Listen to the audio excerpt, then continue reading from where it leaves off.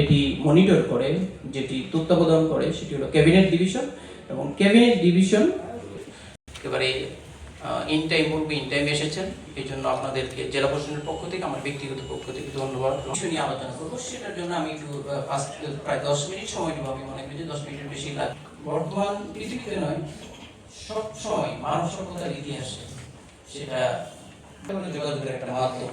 আমাদের পারমাণবিক সহ এই যে communication, artificial intelligence, augmented reality, virtual reality, এই যুগে করেন যে পোভার্টি এন্ড ফেমিন, এটা একটা চমৎকার একটা গবেষণা। পৃথিবীর যত যেটি পরিচিত, সেখানে অনেক কত লক্ষ মানুষ মারা গেছে আপনারা জানেন। এগুলো নিয়ে গবেষণা হয়েছে। ডক্টর অমর্ত্য সেন উনি এটার জন্য নোবেল প্রাইজ পেয়েছেন। এবং ইন্টারেস্টিংলি ওনার যে গবেষণার বিষয় ছিল সেটা হলো আগের যে একটা হতে পারে ম্যানমেড কারণ হতে পারে, সেখানে যে দুর্ভিক্ষটা হয়, কিন্তু উনি এই কিছু গবেষণা করে দেখিয়েছেন যেটা আসলে ফুড শর্টেজের কারণে হচ্ছে না।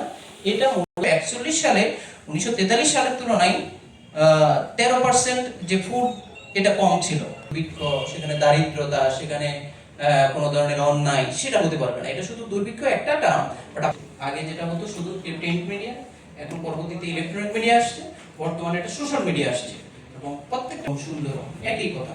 আমরা পবিত্র কোরআনে বলা আছে, তোমরা মিথ্যাকে সত্যের সাথে, সত্যকে মিথ্যার সাথে মিশ্রিত করো না, এটা একটা অপরাধ করা হয়েছে।